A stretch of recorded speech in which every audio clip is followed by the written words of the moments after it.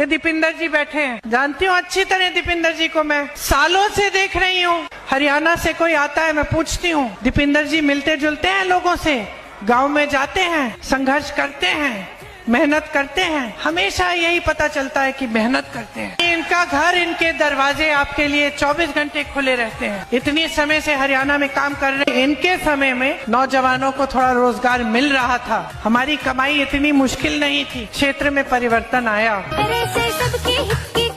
पूरे हरियाणा में नाम घना से नरम सुभा इसका वैष्णव चाहवे जनता